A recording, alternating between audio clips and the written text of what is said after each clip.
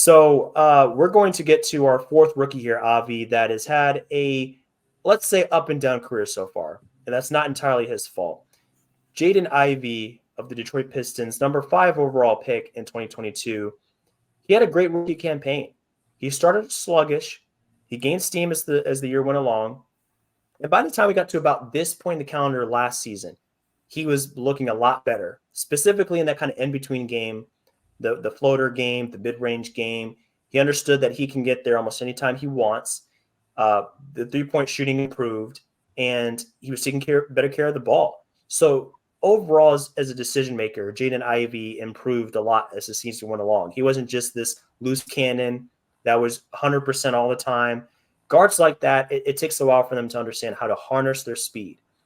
John Wall learned it, I think, year 3 or so in his career in terms of the speed and agility, the athleticism. Ja Morant, about the same time, once they got to, years 2, 3, 4, they understand that, like, if I adjust my pace in terms of that start-stop action to get the defense off kilter a little bit, I can get to the paint, I can get to the mid-range, I can make things happen there, open up the floor for myself. So Jaden Ivey made great strides in that part of his game last year. This year has been rough. And like I said, it's not all his fault. Here's what he's had to deal with, obviously, so far this season, having Monty Williams as a coach. On November 10th, and I think this was kind of after an injury side. This might have had something to do with an injury here, but he had a DNP on November 10th. Did not play. 5 games played this season with less than 20 minutes total in the game. So he was in the teens in terms of playing time. 5 games. He went from 31 minutes per game last season to 26 this season. 5 minutes per game less this season.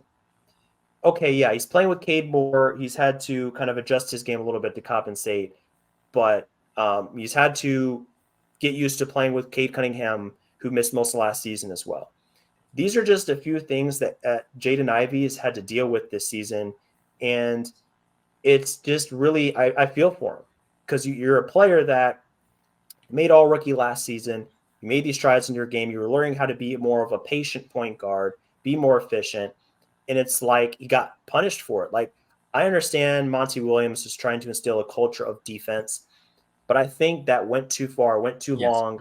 He didn't understand that, like, hey, this team, you're probably not going to be great on either end of the floor, but at least play your best players the minutes they should be getting. High 20s into the 30s. Jaden Ivey should be getting that.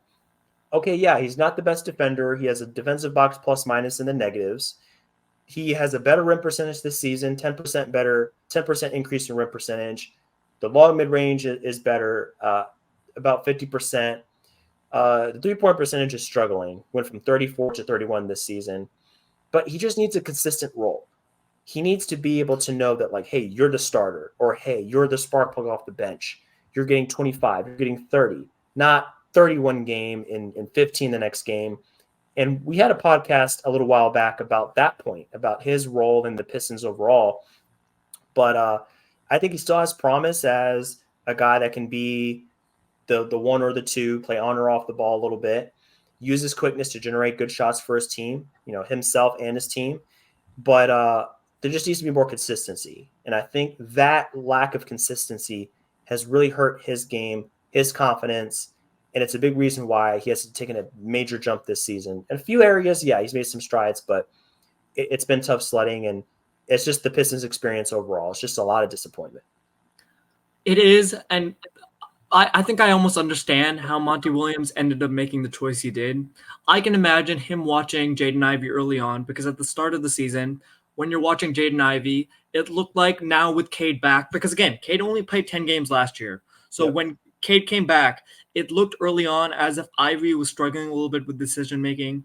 He's dribbling too much. There were too many silly turnovers where he's just driving into a forest with no real plan. His handle is still a little loose. So much like many of the other Pistons guards, there's too many turnovers, too many fast breaks, and they go the other way.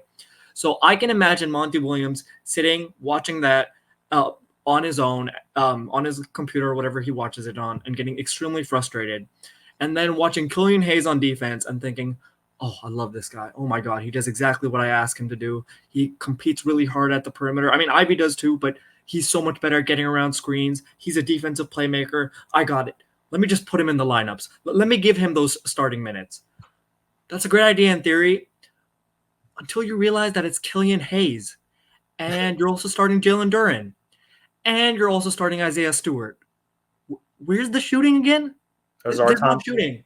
You have no shooting. You have no offense. Your Nope. offense is kaput. There's nothing there. So I think it took a long time for Monty to realize, okay, Ivy can't really shoot either. And I know right now his pull-up game is still under construction, let's say, but he cuts to the hoop well, and he's very good as a slasher. And that's more than I can say right now about Killian Hayes. Long term, I think the goal with Jaden Ivey is still the same. You want him to feel more comfortable snaking pick and rolls. You want his shot making to improve. You want his footwork in the mid range to improve because right now, again, he has no mid range game really, and he's shooting like 30% from three, which is not ideal. So you're just hoping that he can improve as a shot maker enough that then you'll actually be able to see him as a positive contributor offensively on the floor on all three levels. And Right. defensively, I think once Monty started putting him back, he was already playing hard before on defense, but he was fouling a lot.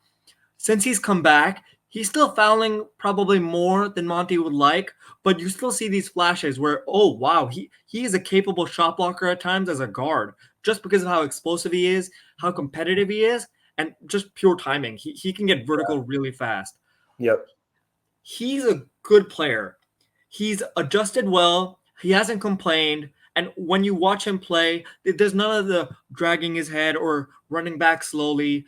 He typically plays with proper intensity. And when you're on the Pistons, a team that I would say maybe only has 5 good players total, I think it's imperative that they keep playing him and they work with him behind the scenes to help him improve his jump shot so that Yes. then he can become like a proper, true starting level player and maybe a little bit more than that. Yes. 100%. They have to give him more opportunities. Give him a runway. Let him learn. The season is lost. It's been lost for a long time, probably since game 15. It's been just another lost season. So you might as well give these guys some reps and let them learn through their mistakes. I want to back up that point you made about him being a pretty good shot blocker as a guard.